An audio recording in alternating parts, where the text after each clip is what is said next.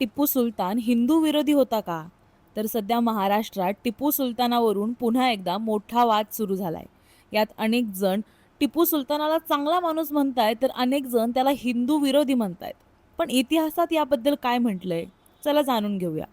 तर 18व्या शतकातला म्हैसूरचा शासक Tipu Sultan British east India company विरुद्ध लढला आणि 1799 मध्ये तो मारला गेला.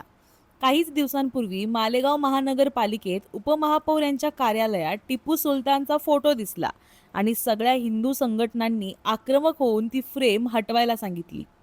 तर सध्या टिपू सुलतानवर हिंदू विरोधी असल्याचे आरोप होतात आणि याचं कारण मलबार आणि कोर्ग भागात झालेलं जबरदस्ती धर्मांतर, सोबतच इतिहासातले टिपूने काही मंदिरांवर केलेल्या हल्ल्यांचे उल्लेख आणि त्याच्या काही पत्रांमधली धार्मिक भाषा, असे अनेक ब्रिटिश आणि प्रादेशिक दस्तऐवज आहेत ज्यामध्ये टिपू सुलताननं हजारो लोकांचं धर्मांतर केल्याचा दावा आहे.